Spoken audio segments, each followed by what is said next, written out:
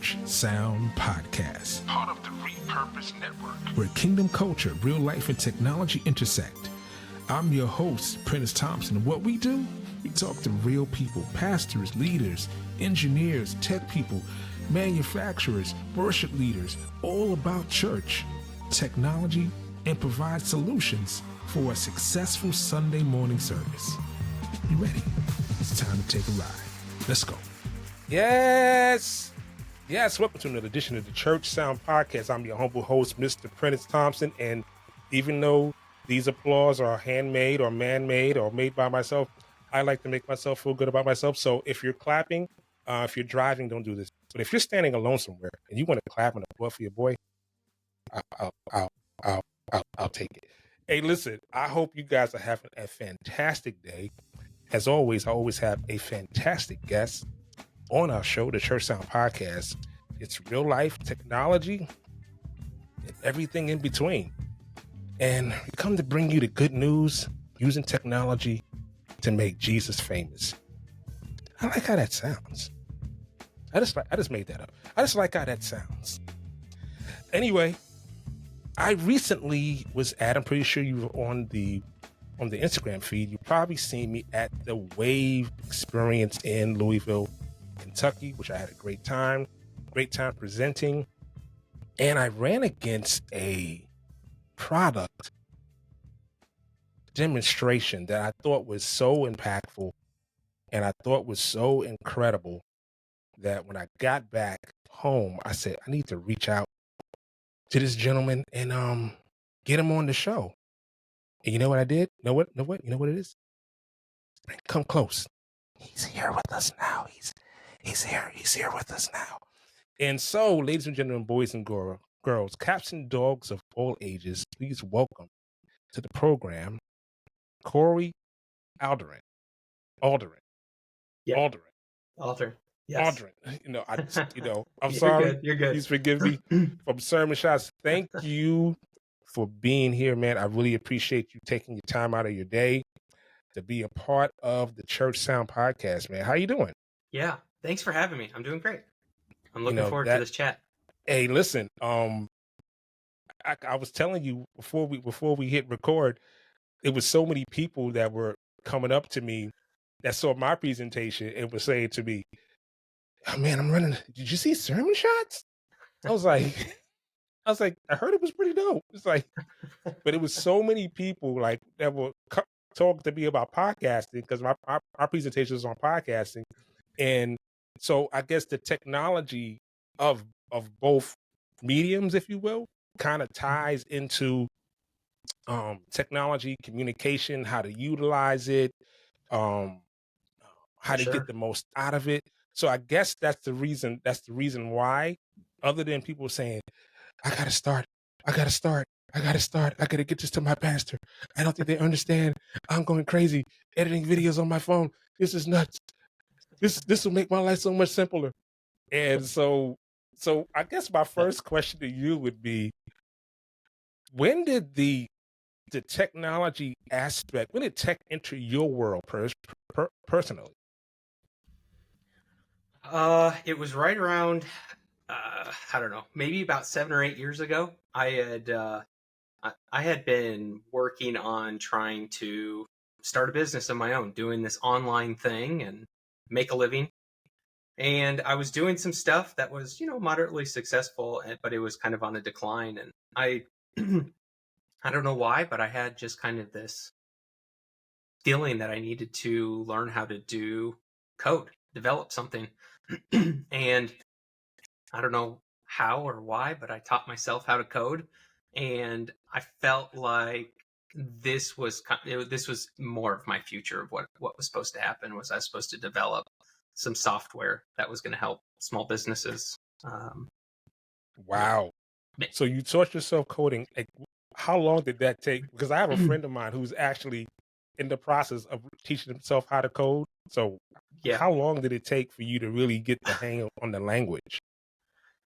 Well, I don't know if I'd ever, I'll get into this a little bit. I don't know if I'd ever really consider myself an expert in it. I got myself good enough to be able to learn what needed to be done each time. I would never be able to be good at like knowing all the different things that are required in coding, but I was really good. And I think part of my superpower is learning thing. When I'm really interested in it, I learn a thing pretty quickly, pick it up and apply it. So I was focused on a very specific thing of launching a product. So I taught myself how to code to build something that I was That's passionate about, I guess.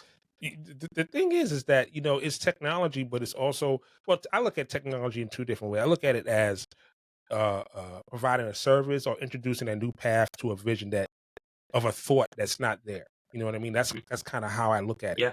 And this is kind of both. It's a service, but it's also a new path for a vision to something that wasn't available, really accessible, based on a need that we've seen surrounding social media. Yeah. As a whole, as a way of digital marketing, or as a way of connecting with a huge audience that's living on their small computers in their back pocket.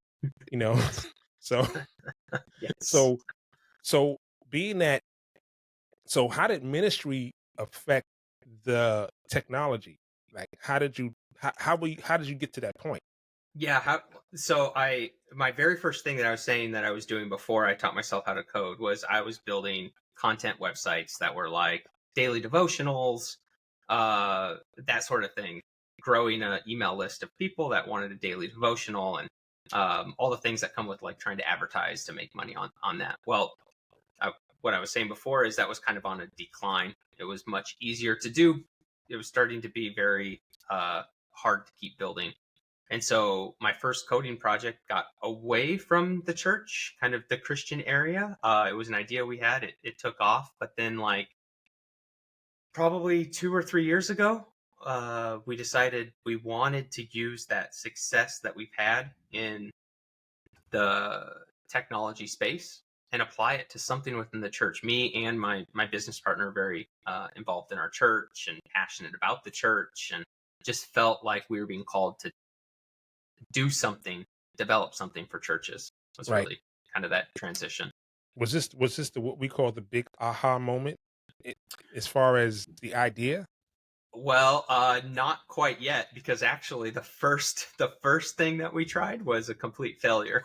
um, You only fail. it, You only fall forward. hey, and you know what? I actually don't mind failing. We fail a lot, but when just successes are great and they come from those things, and it really did, because what happened was we were building this thing, and one of the things I was doing to try to get people to see it was get something for free. I'd email them, call them. I'll do this thing for you for free. Just come look at what this thing is that we're doing. We're testing all kinds of things, like freebies, like Right. a free image for your church or social media, And then somebody on our team had an idea of, I'm making these clips at my church. Maybe we could make clips for churches and see if they'd be interested. And that blew up. Like, everybody was replying with, yes, I want you to make me clips. And then when I get them on the call, they didn't care about the actual product that we were trying to sell them. And so we soon realized, okay, that's not the idea. And as we were brainstorming, it's just like, it feels strange now, but at the moment it was like, what's the next thing that we want to do? What's the next thing? And it took a little while, and then it clicked. We have this thing. Everybody loves clips. We keep hearing from people that it's hard to do. They don't have anybody on their team to do it. It's time consuming. All these things. It's a challenge. And we're like, well, we have software. We have software's the ability to make videos, and so they're like, it's right here. Let's do this. And so that was kind of how it all got started. So the R&D. What was the R&D process, and how long did it take for you to get to, okay, this is let's complete the idea based on your response you were getting? Yeah, so we're one thing they're really fortunate about was the previous business also had a video component to it. So we already had some of the technology built. It just kind of had to be adapted specifically for vertical video, for making it easy for like tech people in some places to be able to cut videos and that sort of thing. And so had to be adapted. So when we had that first idea, it took us probably about 3 months to build a just kind of a minimal product that was able to at least be presented, and we had an opportunity to present it in front of a group of people within the church space, and we presented it, and we got great feedback from people. And so that, combined with all the things we were hearing from churches, was like, okay, we've confirmed it. Let's keep moving forward and make sure that we have a product now that works, not just this minimum thing that we can present in front of people, but people can actually use it. And so it was probably another 3 months or so that it took to get it to where we got actual testers using it and beta testing it. So, and that was a year and a half ago or so, about now. Right. So I was watching your video on the explanation, I guess the origin pretty much. And Okay. you said you rolled it out like, was it January this year? No, January this year is when we finally figured out our messaging. So it was about a year ago that we got our first paid customer. Gotcha. And then marketing and all this stuff, we were trying to figure out our messaging and all that. And we finally figured it out, got it to where we wanted it, and we started advertising then in January. And that's when the beginning of this year is when things really took off. Okay. So probably 90% of our customers have started in this calendar year. Oh, amazing. So I always ask, when people do R&D, it's very important, the selection of the group for R&D, for research. How did you select the participants or the churches or the different types of churches to be part of testing it out? Yeah. Well, given it was a new space, we couldn't be too picky. I had some contacts. I knew some people. Yeah. We had. Well, I was telling you that the failed product that we had before, we had some leads from that of people that were interested in making clips, and so we had some of that. But yeah, probably nothing too serious was put into it, other than how can we get 50 people to try this out, or 20 people, whatever it was when we first tested it out. Yeah. Wow. So were there any unexpected surprising revelations, like when you came out of this process to saying, okay, as far as your original idea and then what you added on to based on your research and based on the feedback you were getting?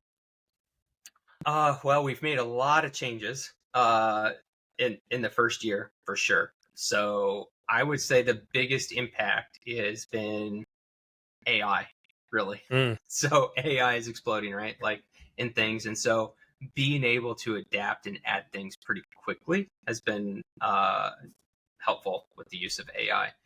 Sermon Shots from the beginning has used some AI. We hadn't really talked about it that way because the term AI was kind of a not so common term even a year ago. That's so true. Yeah. And now,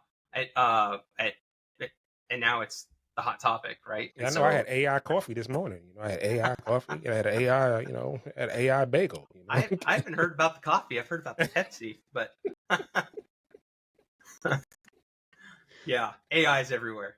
But we've definitely adapted with some of the technology that has progressed really quickly to be able to include things with the help of AI to help churches just do things faster.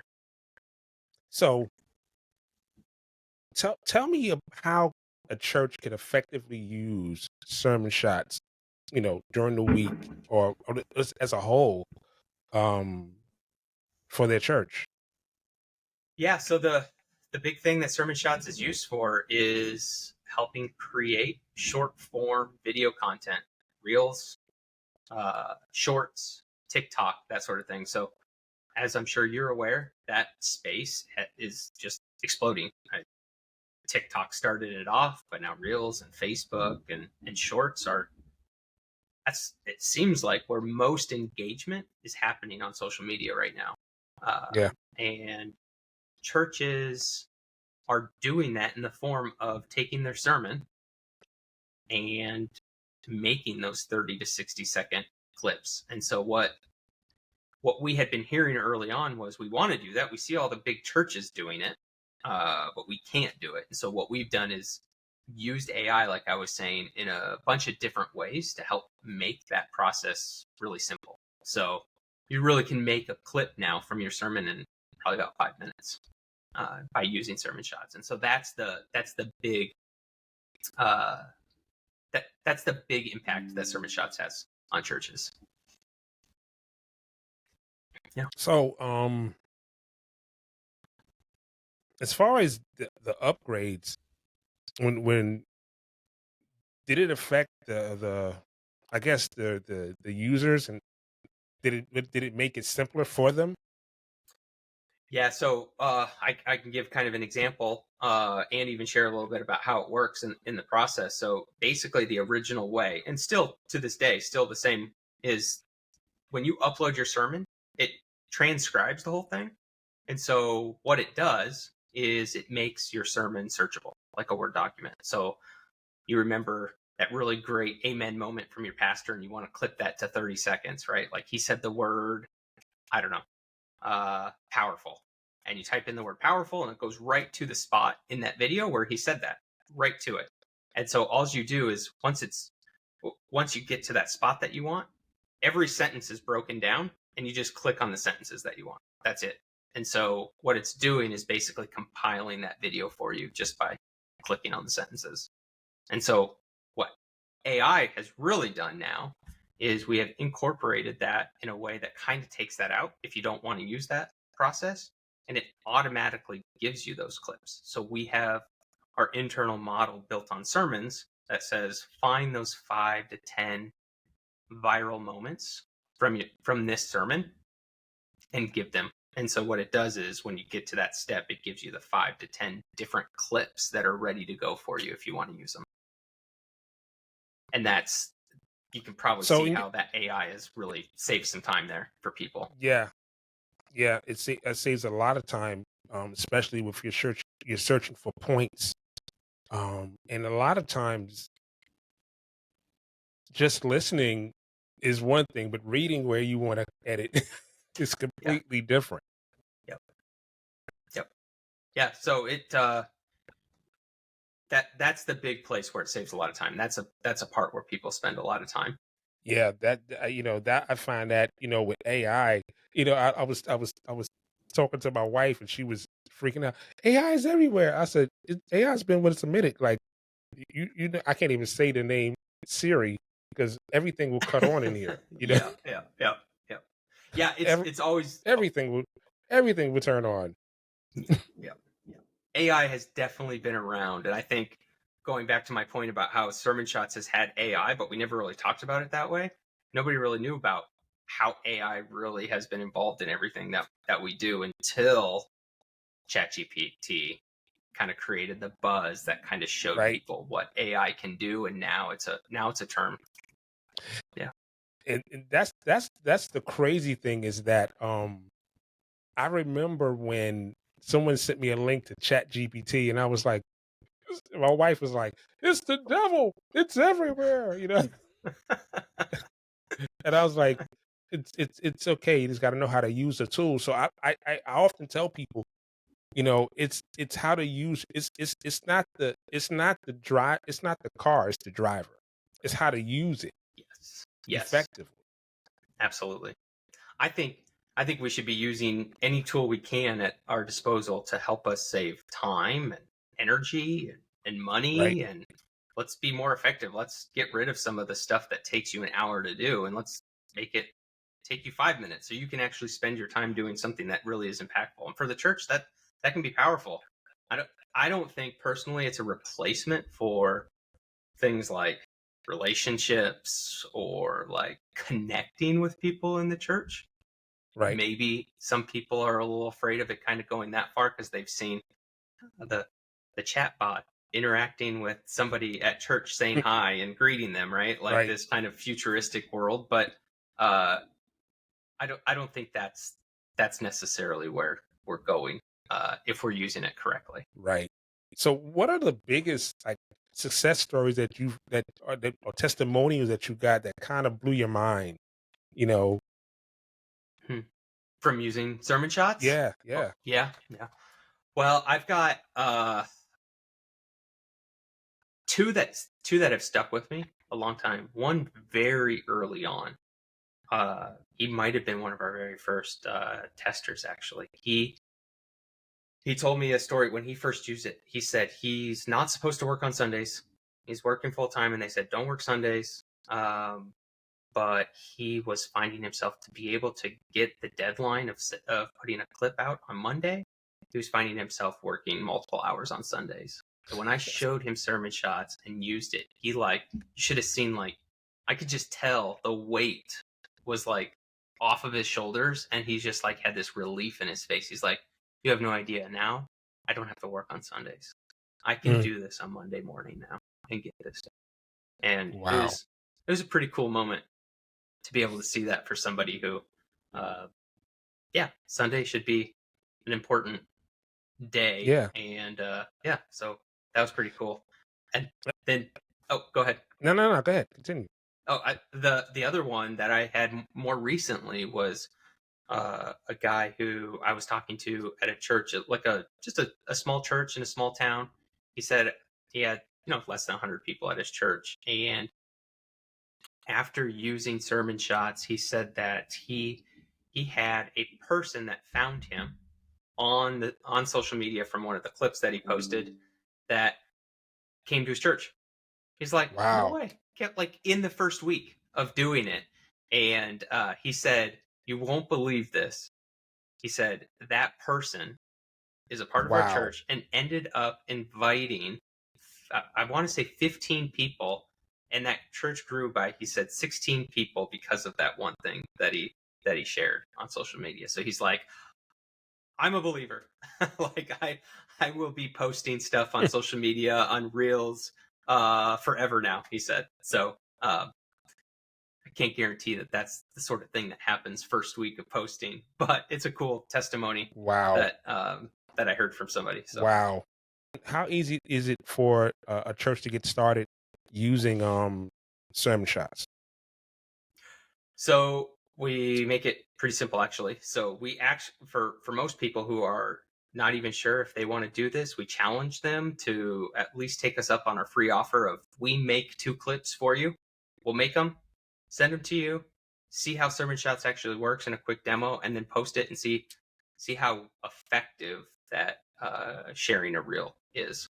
And almost everybody sees the most engagement on a reel than they've seen on anything else that they posted. And so that usually sells them on trying it. And then the other way is they can just sign up for a free trial as well. So they can try it. Anybody can try it out for 2 weeks for free. What's the information for sermon shots? Yeah, you can go to sermonshots.com. And on there, you can see a little bit more information about us, see about the team.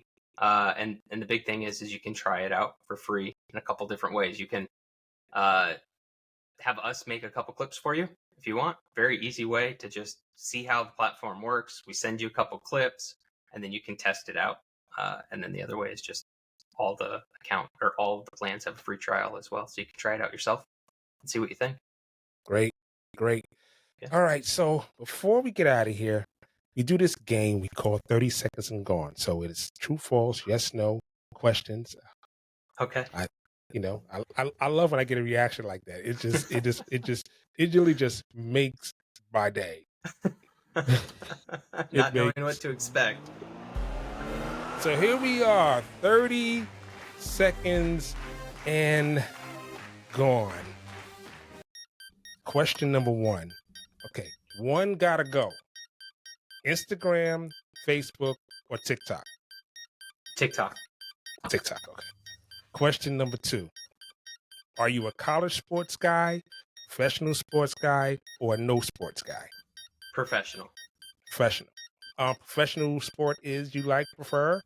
Football is my big Football. one. Oh, so third service works for you. That's what I call Sunday afternoon. I call it third service. So third service starts at about 1-ish. Those of you who are not aware, service starts at about 1:20. Just make sure you're there having your seat. Okay. That's right. Question number 3. Your favorite cereal as a child? O's. Really? Yes, that's Really? the first one. Weird. Wow. Okay. Love that stuff. Number 4. If you drink soda, what is your brand? I really don't drink it. Okay, so if it's water, is it ice or room temp? Ice. Ice. Okay. Last question. Most memorable quote from your parents? Word for word, this might be wrong, but work hard and so you can play hard. There it is. 30 seconds and gone. Hey, ladies and gentlemen, he survived. I don't know how he did it. I don't know how he did it, but he did it. He did it. He survived. He survived. Hey, brother, I just want to thank you for being on the show, being patient, getting through the storms of the day, of the moment. Yeah. It's a little crazy out there right now. Yeah, I heard it. I was like, I said, is that a train going by? Like, what's going on? It's some pretty loud thunder. Hey, listen, thank you. Thanks again. I'm looking forward to sharing this with the public. And I'm gonna say it like I always say it: keep God first in everything you do. See you next time on the Church Sound Podcast.